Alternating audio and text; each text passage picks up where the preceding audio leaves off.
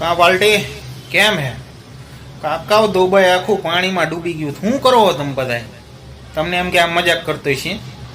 એલા મજાક નથી. આજની તારીખ હું તમને કહી દઉં. 21 એપ્રિલ 2024 આ તારીખના તમે બધા વિડીયો ચેક કરો. દુબઈમાં હટીને પાણી ભરાઈ ગયું છે.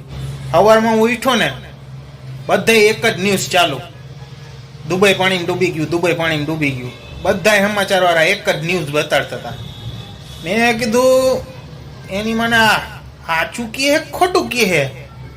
પછી મેં વિડીયો ચેક કર્યા ન્યૂઝના બધા, ના સાચું હતું, દુબઈ પાણીમાં ડૂબી ગયું. વરસાદ પડ્યો. હવે તમે બધા એમ કહેશો આવા ઉનાળામાં વરસાદ? હા ભાઈ, હા વરસાદ પડ્યો. અને કેવી રીતે પડ્યો?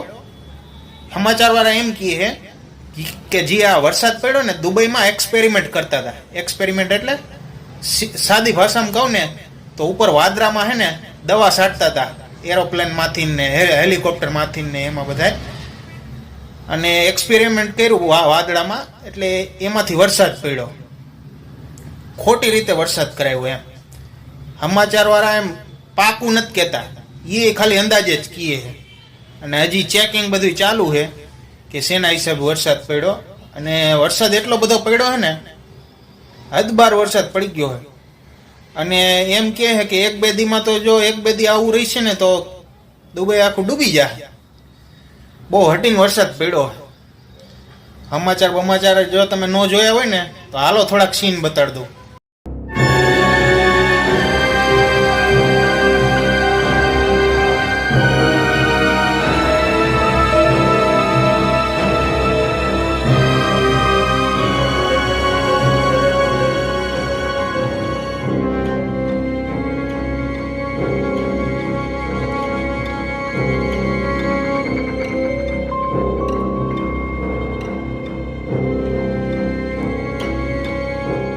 કા જોયો ને તમે વિડીયો?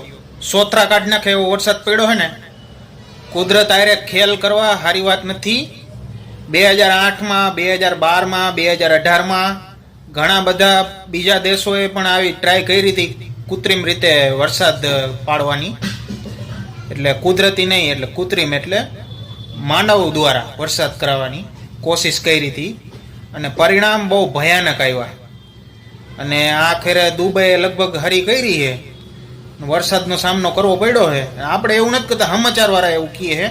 આપણે જોવા તો નથી ગયા, પણ હંધાય સમાચાર વાળા કહેતા હોય એટલે કાંઈ ખોટું તો ન કહેતા હોય. આ વરસાદ પડ્યો દુબઈમાં, એના વિશે તમારે કાંઈ પણ કહેવાનું થતું હોય ને તો આ વિડીયોમાં કમેન્ટ કરીને અમને જણાવો. તમારે જે પણ કાંઈ કહેવું હોય ને વિડીયો હેઠે જો કમેન્ટ બોક્સ છે, ઘણા નહીં ખબર પડતી હોય, હેઠે જો લખવાનું આપ્યું છે આ વિડીયો નીચે, એ કમેન્ટ બોક્સમાં કમેન્ટ કરો.